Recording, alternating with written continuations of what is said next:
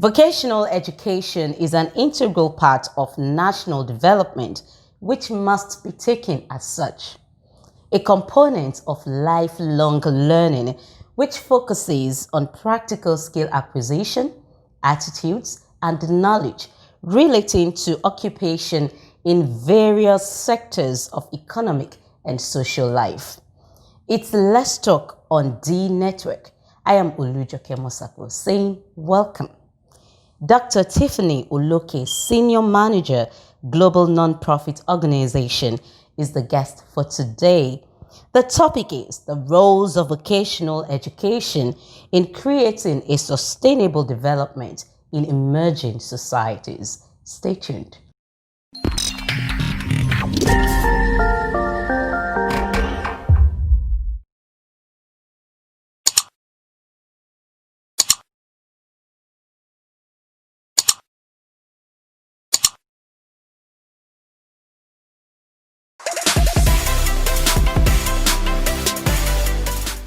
Thank you so much for joining me on the show today. Thank you. So now, could you please explain the concept vocational education, emerging societies, and sustainable development, and their importance too? Number one, I would say this, that vocational education is not just the education part of it. It's both vocational education and training, which usually we refer to as VET. Is also called like a career technical education, which is more of an informal form of education as compared to the formal form of education that we all know and understand. When you're talking about tertiary institutions, real academics is different from what is called as VET, which is the vocational educational training. These are more of trade-related craft. They are more practical, applicable. They are more acquired skills, such as craft. You're talking about plumbing, electricians. We're talking about mixologists. We're talking about cosmetology. We're talking about building and constructions. Those are part of the vocational educational trainings that we have, whether we have them in a formal setting and within the schools or combined. And it's amazing what vocational education can do in our economy. So vocational education and training is a very, very valuable tool for any country, any economy, whether you're talking about social, you're talking about advancement, you're talking about political. Vocational education is just a powerful tool. It's also an alternate to educational path that most of our youth and adults will go through. It's a different kind of educational path, and it promotes real life entrepreneurship experience in most times. And the entrepreneurship outfit of VET is what I love so much. It creates jobs. It improves the economy of any country, and it's very important that we understand that. Going back to why a lot of people think that VET is, oh no, if you are going through a vocational training, that means you're not smart. That means you're not intelligent. That means you're not fit for the school setting, which is the formal education. No, it's basically not that, especially where we live in the Western world. One thing that I will tell you that is so funny today is that when I was growing up, right, I grew up as 6 girls within a family. And I remember that my father would say that you girls, whether you're going to sell vegetable, whether you're going to be a hairdresser, whether you're going to be a painter, whether you're going to be anything you want to be, you have to go to school first. You have to have a minimum of a master's degree. Then when you get to the market where you want to sell your vegetable, you put your certificate that you have a master's in front of your stand. And for people like that, especially parents that are so educational, people that are so into, it must be education, formal education and nothing else. It's quite difficult, but I'm telling you, there are positive impact in the economy. All right. So, what is the place of vocational education in all of these that you've mentioned? I'm telling you honestly, one factor that is very important to me is in the area of globalization. I'm telling you, in globalization, we would notice that everything counts. Everything counts. The role of that vocational training in globalization is very important, because remember that, right, especially let's consider COVID-19, for instance. And we are saying that the way we do things the way we did things before is different from the way we do them now. In the area of globalization, it affects every area, such as trade development, technological innovation, opportunities for economic growth, information and communication. And also in that space is the role for the vet. Because remember, globalization has put demands on especially that labor sector, that hands-on sector, that highly skilled hands-on sector. So for the reason of globalization that is going on everywhere now, I'm telling you, there is room for vocational educational training. And it's an expanding factor for globalization. Okay, I can understand that it is germane to national development. So, what are the ways that you think it has helped the developed nation? Now we are talking about the developing economics, right? We're talking about economics that are yet developing. Yes. And those are the ones that are experiencing considerable economic growth. But right now, they are not at full capacity of a developed country, right? And when we are talking about those economics, there is something called BRIC. We're talking about Brazil, Russia, India, and China, who they usually refer to as the big four in emerging countries. And then you talk about the frontiers. In the frontiers, we have Nigeria, we have Kenya. And you would notice that no matter how much we try in those emerging countries, because of so many factors like culture centric, that culture perception of that, leading to less encouragement and successful of vocational training. We're talking about areas whereby we have there is a gap between the formal education and the informal education, creating a gap in that area. But let me tell you honestly, the role of vocational education in the expansion and the development of sustainable economy, it's huge, because now we're talking about we're promoting entrepreneurship. Let's just take entrepreneurship alone as a major factor. When we pick entrepreneurship, entrepreneurship means you as a skilled hands-on worker, you're creating job opportunities for others. And when you are creating job opportunities for others, the economy is growing and is increasing, and there is income per capita is increasing as well. And it gives an economy a more stable economy, because not everybody will be in an office 9 to 5. Not everybody will be a doctor. Not everybody will become a procurement specialist. Not everybody will be a doctor. But for the reason of that economics, and you know what I love most importantly, United Nations in 2015 adopted the SDG, Sustainable Development Goal for 2030, right? And one of the sections of that is the 4.4 agenda that says that substantially increase in the number of youth and adults who have relevant skills, including technical and vocational skills for employment, will increase the economy. That is one of their goals, that if you increase the number of youth and adults in skilled vocational training, then it's going to affect the economy and it's going to improve the economy, because what they believe is they have 17, right? SDG 2030 has 17 major goals and achievement. They include climate clarity, they include zero hunger, no poverty, health and wellness, gender equality, which I love so much, regulated inequality, consumption and production, reasonable consumption and production.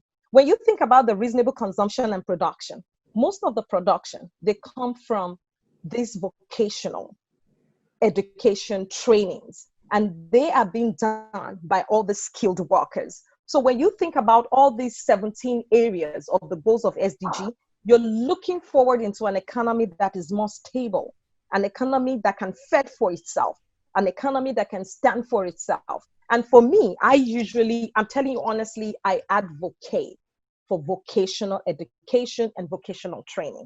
and it's very important. So, can you compare and contrast the changes in economy from the 90s to the 21st century? It's a very wide question, and the reason why I'm going to compare it is based on globalization. Okay. Things have changed from previously, where it's all about a one way of doing things, as compared to now where we have diversified ways of doing things. Things are changing. Countries are interlocked. People are doing business across ocean, across the globe, across the world without even taking a step. So, for instance, I'm going to use that major difference of globalization, and we all can experience it. We all understand it. We all can feel that high level of globalization, whereby I'm living in UK, but most of the work that I do, 70% of my work is in Switzerland. Or I'm living in Nigeria and 30% of my work is based in Nigeria, and I'm doing the remaining remotely in another country, 70% from another country. So the major difference between the 1990s and now is that globalization has taken over. See social media, it's different. See communication industry, it's different. Technology, it's different. Things are changing. In fact, it's not comparable. It's like a speed into a new now that we find ourselves. And I see globalization as a major factor in this particular aspect. Okay, so what's the way forward in as a result of this globalization? We knowing full well that we are now in a world of new normal. There is a new normal now. So what's the way forward? The way forward, especially in the area of that vocational, if we are still keeping it in that vocational educational training, the major way forward is just to embrace newness, embrace speed, embrace change, embrace the what they say, like the new now of doing things.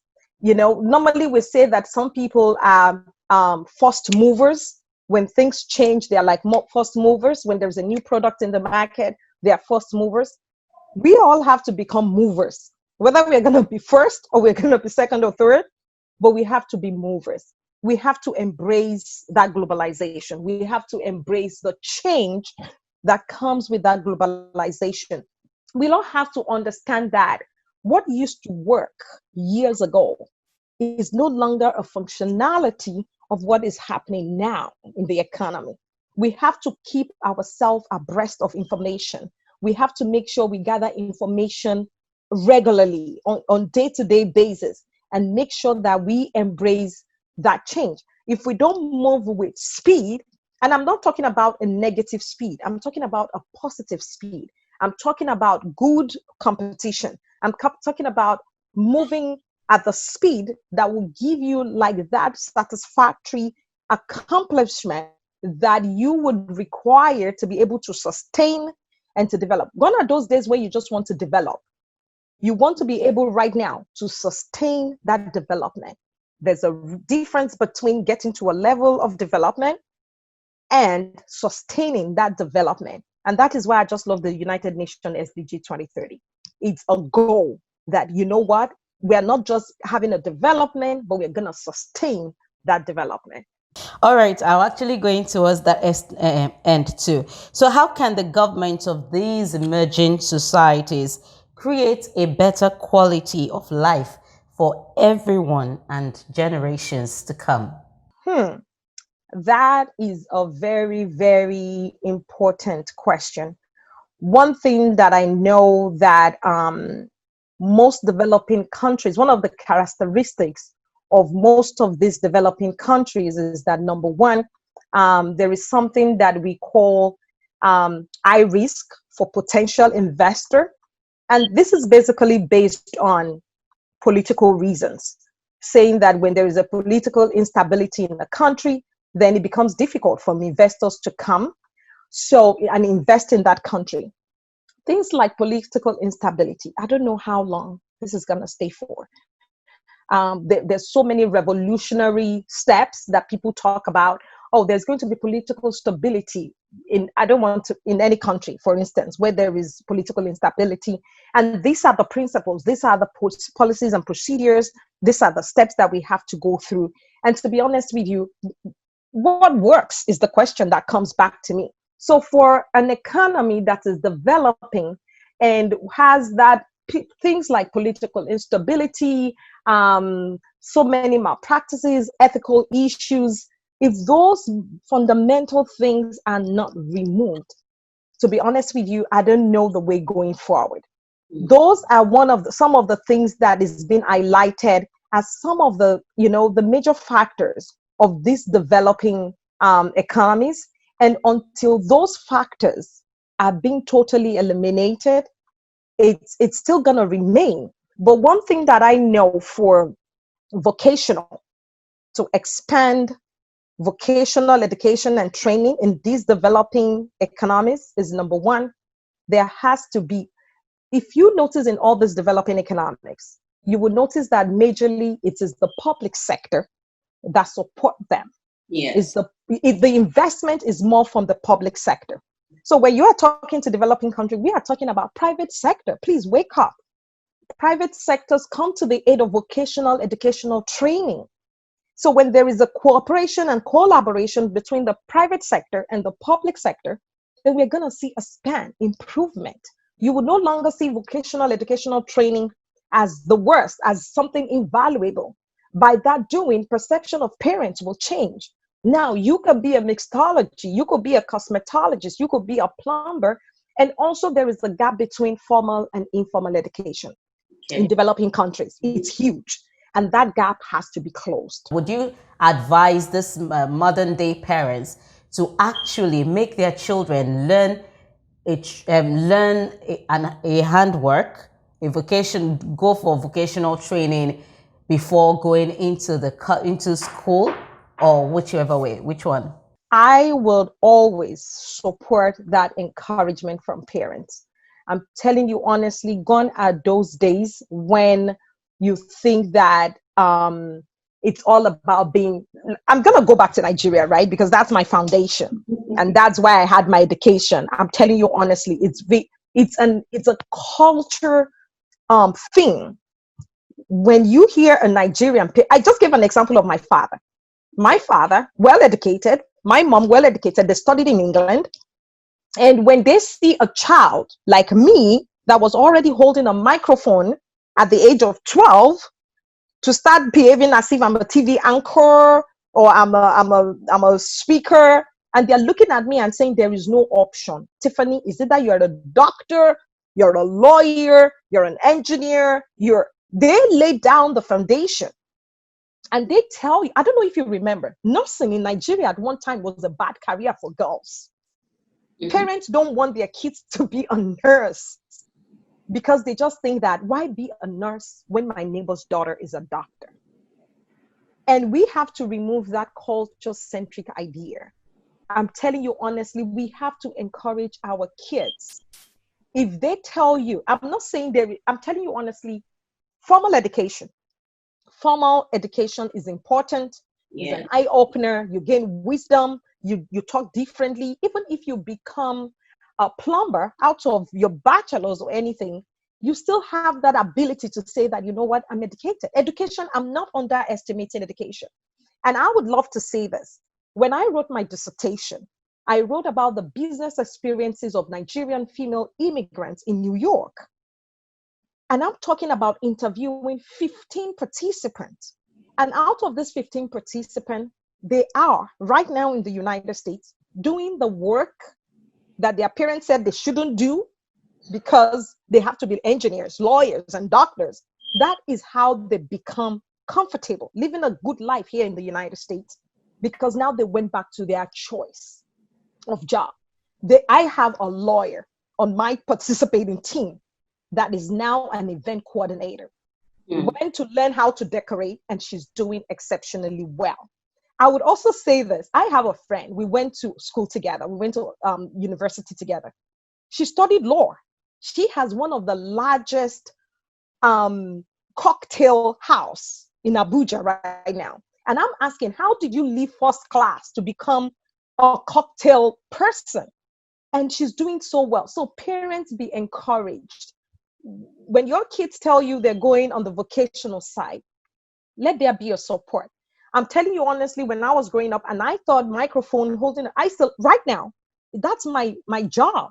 I still do it on the side right now. Yeah. I'm a compeer. I compare for events. With my work, my 9 to 5 work, with my research work, I still do that because there is a kind of joy that comes with that I get from doing what I love doing. That is making me who I am. Yeah. So parents, please, especially Africans, please, let's, whether we are home, abroad, let's support our children. Actually, education makes it better because for someone who sells tomato, for instance, with the education, there is going to be a special way of packaging it.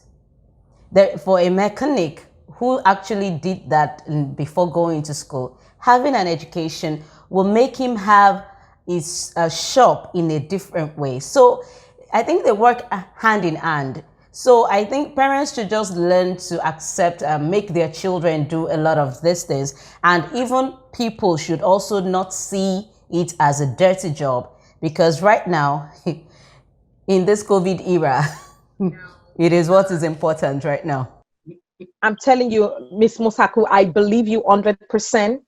And there is no dirty job. I am for education. I'm very sure some parents are going to listen to me today. And they're like, you see, you are advocating for vocational education and you're a professor. I'm telling you honestly, I'm a professor plus MC. I'm telling you, parents, Balance. exactly. I cannot leave that my communication industry. I took it at age 12 when I would stand on the platform of what debating society. I would stand on the Yes. platform of press club, Mhm. and I took that and I never left that, even though I abandoned it for a while. And I'm telling you, and in COVID, right? People are still having book launches on Zoom. They're having Yeah. webinars. They are calling me. It's still, I'm telling you, it, education is good. Yeah. Education is important because it gives you a high level of doing your vocational training differently. Mhm. That's what it does to you. It gives you a different idea, different perspective, because there's something education does to us. It's an eye opener. When Yes. my father told me that, you know what, you failed your math again. Oh, to be, yeah, you failed your math again. Yeah, I can see that you want to sell vegetable in Bodija market. But you know what? Before you do that, you're going to start with the masters. I'm telling you honestly, it was an encouragement. They didn't see the reason why you should do anything in vocational. But right now, things are changing. Parents, I'm talking to most parents today. Things are changing. The path to wealth, people say it used to be defined. It's a step by step. Anything can lead our kids to the path of wealth, and we should allow them to tread on it, but holding them accountable for good education. I think that's important. And I used to Okay. remember one of my uncles would say, not everybody, school is not meant for everybody. But guess what? Vocational training is still part of school knowledge system. It's an Because informal way. it's an informal way. Yes. Vocational training is just an informal way. You still have to go through the rigor of learning something through someone to get to where you're going. So it's still a form of education, and we just have to support our kids. Thank you so much. The 2030 Agenda for Sustainable Development Goals, like you mentioned earlier, will be focused on vocational training.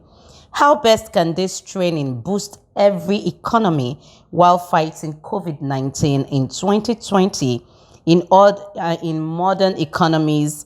I mean, and beyond, actually 2020 and beyond, especially with the rate at which modern economies are changing. That is a comprehensive question. It's like so many questions put in one, but I'm just gonna say this. A global vision that has like an holistic approach towards not only achieving development but sustaining development is the way to go. Okay. For me, a global vision that has holistic approach that towards achieving or development that is sustainable is just a way to go. And when we are looking at the efforts of the intent of the SDG 2030, we see that even though it's a 10-year span, right? It was adopted in 2015 by the United Nations, and it has 10 years span. Even with that 10-year span, we are seeing things move from, see what just happened during COVID. So for us to keep sustaining our economy, whether there is a pandemic, whether there is no pandemic, our act of sustaining our processes, our procedures, our policies, all requirement to fulfill a standing and sustainable economy is what should be our focus. Okay. It is apparently number one key. We are talking about 7 sustainable development goals, right? That they derived. Mm-hmm. And like one of them that is so funny is it's called reduce waste through responsive consumption and production. Yes. That is phenomenal. Exactly. We're trying to match consumption and production and make sure that there's an equilibrium. There is like a puzzle fix entry. That means you are trying to make the issues of supply and demand to be equal. That's Yes. just what it means. And to reduce waste, it's an awesome thing. Thank you so much. It's been wonderful having you on the show. Do you have any final word? I'm just going to go back to my point that, especially for developing economies, whether you're watching me today as a leader in your home, as a leader in a public office, as a leader in whatever you do, as a volunteer in a nonprofit organization, as a worker in the private sector, there is nothing, absolutely nothing wrong with allowing our children, our youth, even adults to take the path of vocational educational training. And also, I'm asking developing countries, please, let's do what we have to do to make things more conducive, to make it more interesting, to put more funding. Let's make it a dual way where probably they're having simultaneously a formal education at the same time they're having an informal education, so that they can have the two merge together and make a path in life. There is absolutely nothing wrong. As a matter of fact, I'm an entrepreneur, I'm an MC, I'm a doctor, I'm a researcher, I'm a mom. So there is nothing wrong with VET. Thank you so much, Dr. Tiffany. It's been wonderful. You're always a blessing, actually. You are such a blessing too. You are such a blessing, and I really thank you for inviting me today. It's just an amazing time with you. All right. Thank you too for being part of the show today. I hope you enjoyed this one too. And please remember to subscribe to my YouTube channel, like the Facebook page, and share our videos. It is indeed essential. Until next time, I remain Olujoke Mosaku. Bye.